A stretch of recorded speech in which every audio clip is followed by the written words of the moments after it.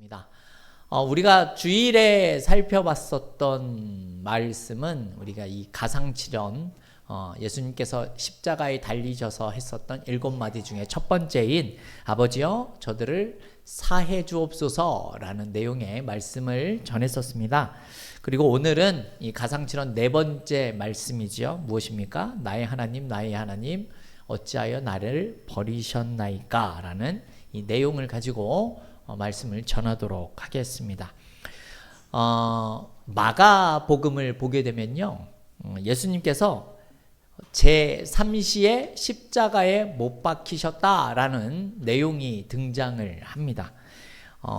복음서에 나오는 이 시간들은 우리가 아는 익숙한 시간으로 생각을 해보려면 6시간을 더하면 됩니다. 그러니까 제3시에 십자가에 못 박히셨다라고 했을 때 3 플러스 6시간 하면 9시가 되지 않습니까? 9시가 되지 않습니까? 우리가 아는 오전 9시에 십자가에 못 박히셨다라고 생각을 하시면 됩니다. 그리고 우리가 우리의 죄를 위해 십자가에 달려서 고통받으신 것은 한 6시간 정도 됩니다. 그러니까 제9시에 운명을 하시게 되는 거죠. 이 9에다가 또 6시간을 더하면 몇 시죠? 몇 시입니까? 오후 3시 맞죠? 네. 그래서 오늘 본문 46절을 보게 되면 예수님께서 엘리 엘리 라마 사박다니 외치시고 50절에서 운명을 하시는 그런 장면이 보여집니다. 그러니까 제3시인 오전 9시에 십자가에 달리시고 제9시인 오후 3시에 십자가에 달려서 운명을 하시는 겁니다. 그런데 우리가 오늘 읽어본 사실 5절의 말씀을 보게 되면 매우 흥미로운 그러한 내용이 보여집니다. 우리 오늘 본문 45절 말씀 같이 한번 읽어볼까요? 45절입니다. 제6시로부터 온 땅에 어둠이 임하여 제9시까지 계속되더니 아멘.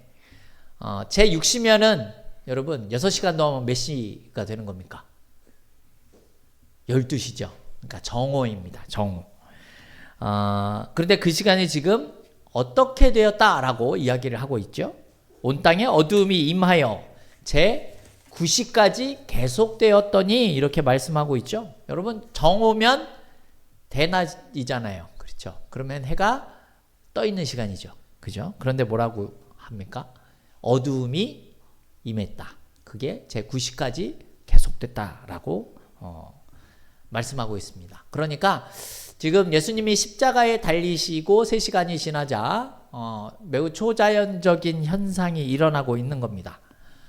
그러니까 이 심상치 않은 사건은 예수님의 이 십자가 사건에 지금 하나님께서 무엇인가 자연적으로 개입을 하고 있는 일이다라는 사실을 알 수가 있는 거죠. 12시면은 가장 해가 높이 떠오르는 그런 시기인데 어둠이 이게 임했다. 해가 빛을 잃었다라는 것은 흑암, 이 암흑 뭐 이런 표현으로 성경에 많이 표현이 되지 않습니까?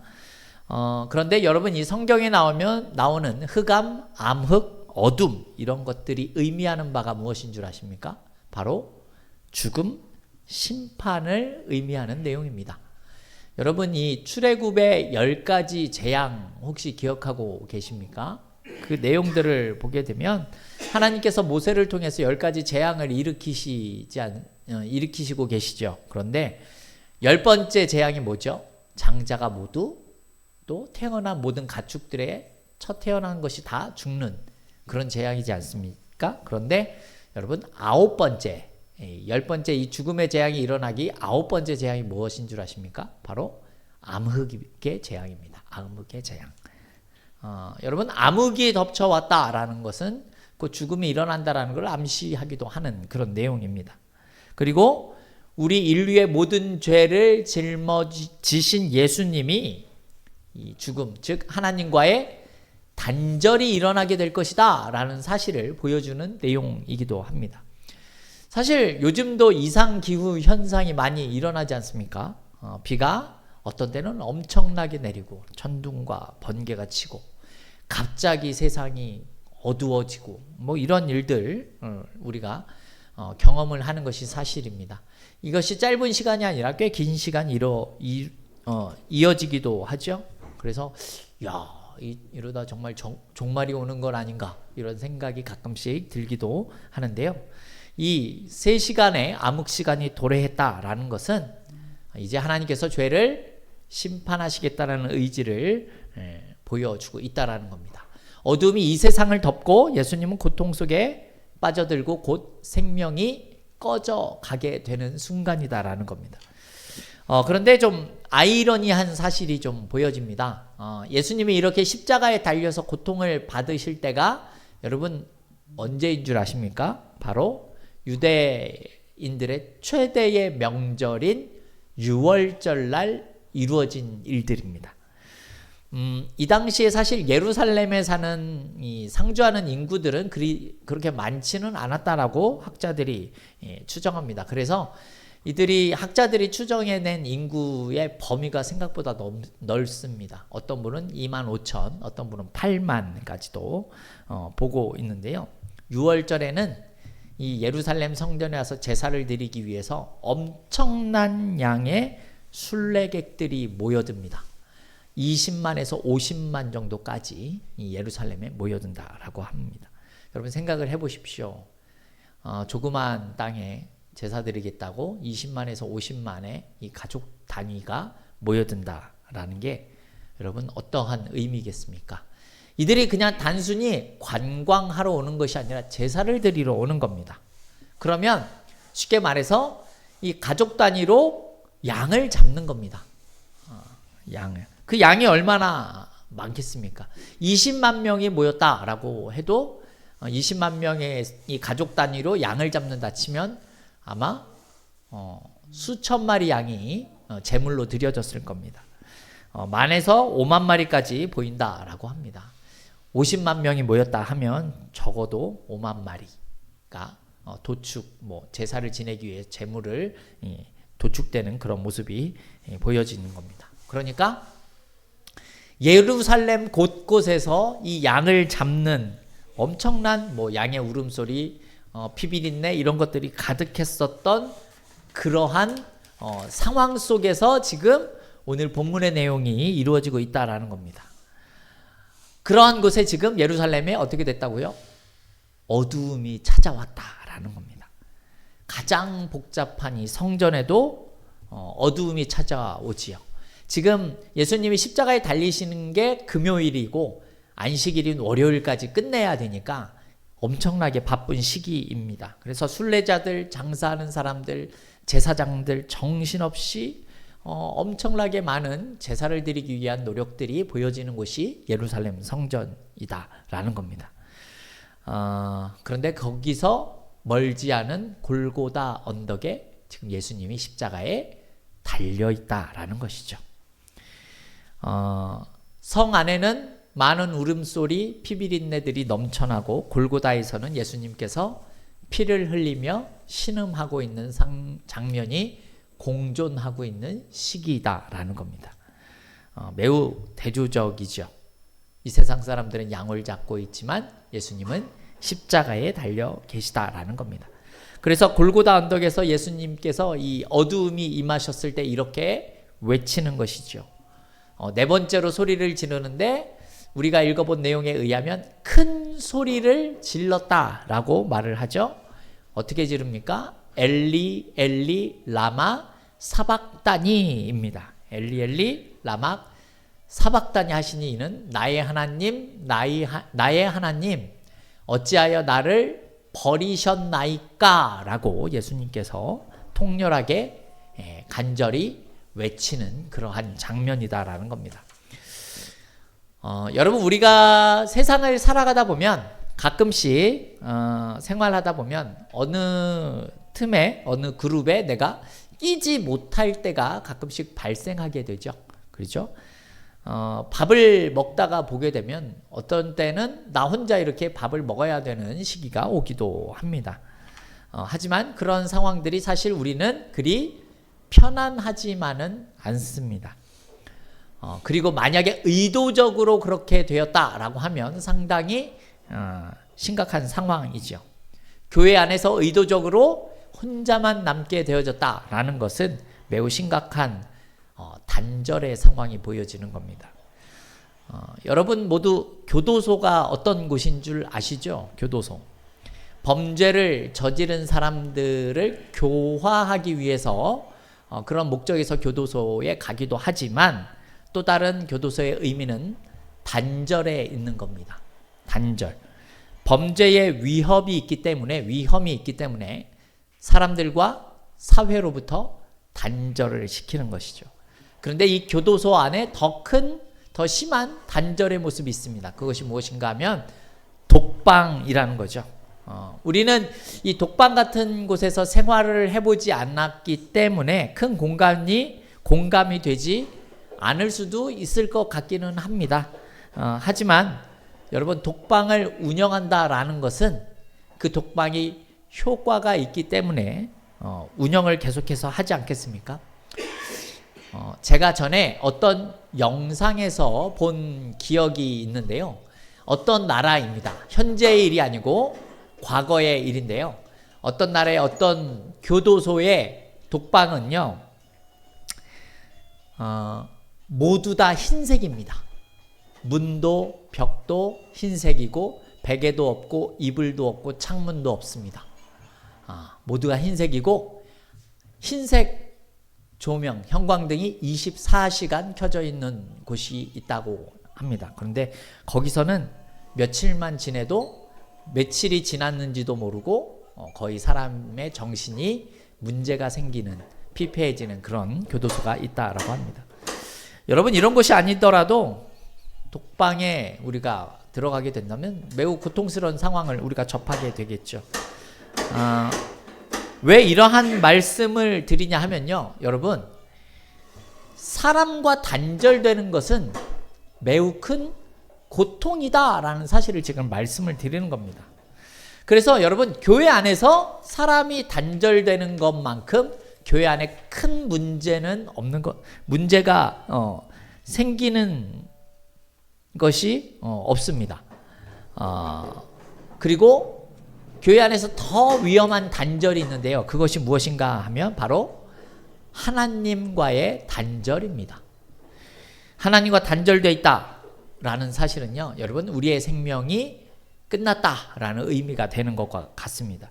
지금 예수님은 어린 양으로서 우리의 모든 죄를 다 지고 계시죠. 그래서 하나님과 단절이 되는 겁니다.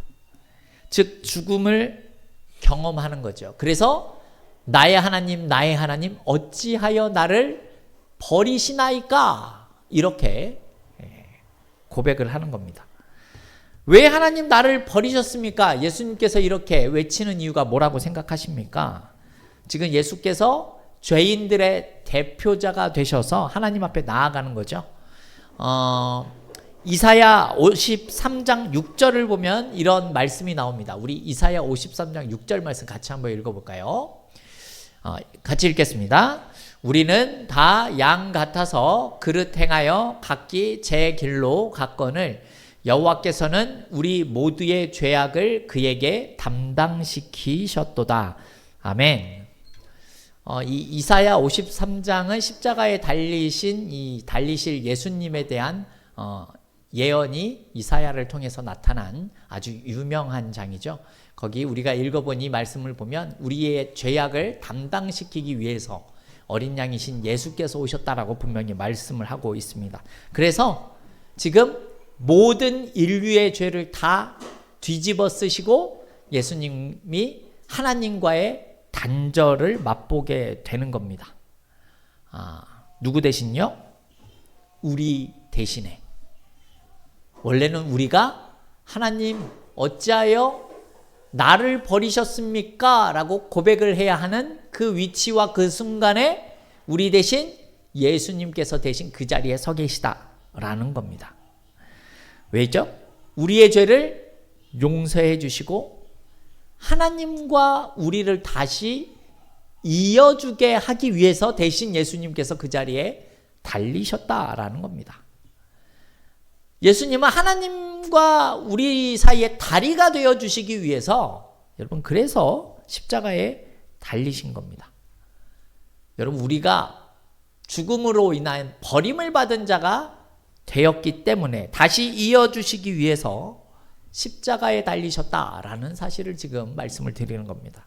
더세움교회 성도 여러분, 우리가 얻은 구원은 어쩌다 그냥 우연히 그냥 그렇게 온 것이 아닙니다.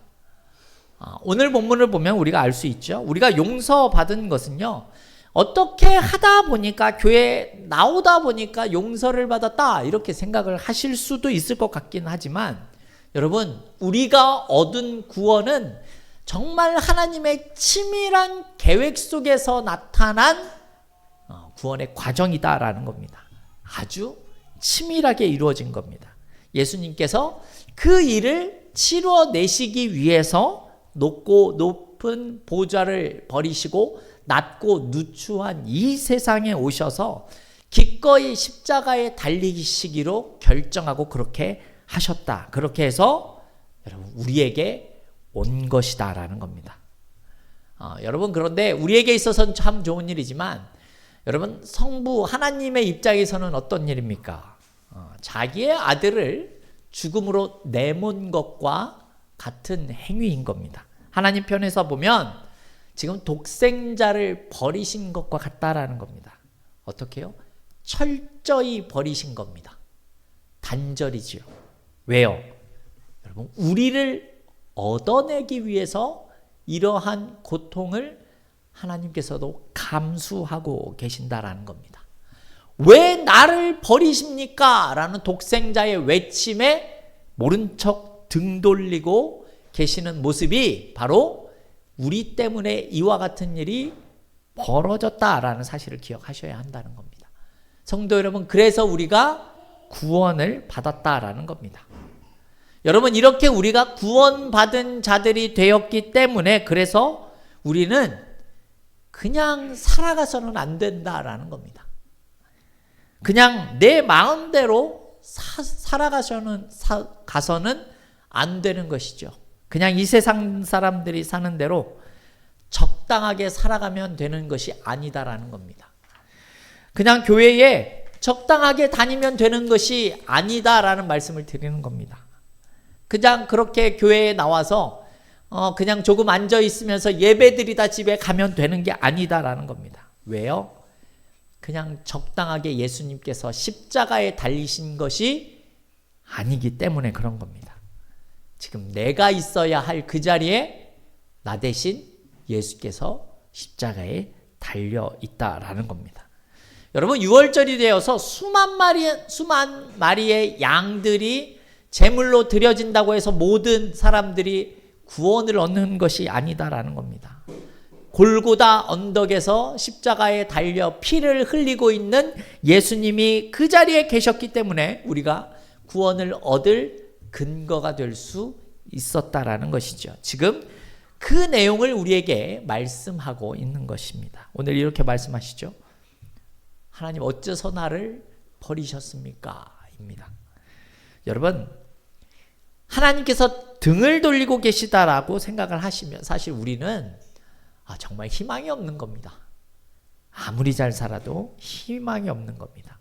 그런데 하나님이 우리를 이어주시기 위해서, 하나로 이어주시기 위해서 지금 자신의 독생자 예수에게 모든 죄를 지고 죽도록 만드셨다라는 겁니다.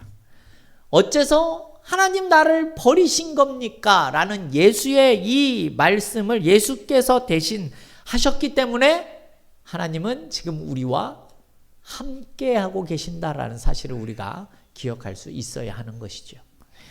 여러분, 우리가 이 힘을 가지고 이 세상을 살아가야 하는 겁니다. 많은 사람들에게 인정을 받지 못해도 세상이 나를 알아주지 않고 모른 척 하더라도 이제 내가 너와 함께 하겠다라는 하나님 때문에 우리는 이 세상을 살아갈 수 있게 되었다라는 것이죠. 여러분, 이것이 바로 십자가 사건이 의미하는 내용이다라는 겁니다. 더세움교회 성도 여러분, 우리는 이 십자가 사건을 늘 기억하면서 살아가야 할 이유가 여기에 있는 겁니다. 실제로 예수님은 하나님과 단절을 겪으셨지만 그 덕분에 우리가 하나님과 단절될 수 없게 되었다라는 사실을 우리가 경험할 수 있다라는 것이죠. 그리고 이 말은 여러분 앞으로도 우리에게 유효한 모습이다라는 겁니다. 무슨 말이죠? 여러분들이 살아가면서 때로는 정말 죽을 것 같은 상황을 만난다라고 하더라도 여러분 그 순간에도 하나님은 나와 함께하고 계신다라는 사실을 말씀하고 있다라는 겁니다. 그래서 여러분 우리가 살아가는 삶이 때로는 절망적인 상황처럼 보인다고 하더라도 하나님의 계획 안에서 하나님은 여전히 우리를 붙들고 계시고 우리를 회복시킬 준비를 하고 계셨다라는 사실을 기억하실 수 있어야 합니다. 왜죠? 여러분 예수님을 보십시오. 사람들이 보기에는 끝난 거예요. 십자가에 달렸고 그냥 죽을 일만 남은 겁니다. 그런데 어떻습니까? 하나님은 그 죽음을 통해서 모든 인류의 생명을 살리시는 구원을 이루셨다라는 겁니다. 그 하나님이 우리와 함께하고 계신다. 여러분 이것이 우리에게 중요한 사건이죠. 그래서 우리가 죽음에 대한 정의를 다시 내릴 필요가 있습니다. 여러분 우리의 육신의 생명이 다 하게 되면 죽음이다 라는 것은 세상이 말하는 것이지만 여러분 우리가 정말 기억해야 할 죽음의 의미는요, 하나님과 단절될 때 진정한 죽음이 우리에게 찾아온다라는 사실을 기억하셔야 합니다. 그 대표적인 경우가 뭐죠? 아담과 하와의 선악과 사건이 그것 아닙니까? 그죠? 선악과를 먹으면 어떻게 말씀하셨습니까? 너희가 정령 죽으리라 라고 말씀하셨습니다. 그리고 그 사건 때문에 모든 인류에게 죄가 들어왔고 죽을 수밖에 없게 되었다라는 겁니다. 성도 여러분, 오늘 본문의 내용은 버림받는 것으로 세상의 모든 사람들은 예수가 끝이 났다라고 이렇게 생각하는 사건입니다. 그러나 그 단절의 사건 속에서 그 죽음이 우리에게 생명으로 바뀌는 사건이 될 수 있었다라는 사실을 잊지 말아야 한다라는 겁니다. 그것 때문에 우리의 인생의 죽음이 사라지게 되었기 때문입니다. 내가 지금 만나는 어려운 일들이 있다고 하더라도 여러분 그것이 결코 나를 죽일 수 없다라는 사실을 기억하실 수 있기를 원합니다. 왜냐하면 우리 인생은 예수 안에서 다시 태어난 영원한 생명을 가진 인생들이 다 되었기 때문입니다. 저와 여러분이 이 십자가 사건을 통하여서 예수의 희생과 하나님의 구원을 경험하며 살아갈 수 있기를 주님의 이름으로 축원합니다.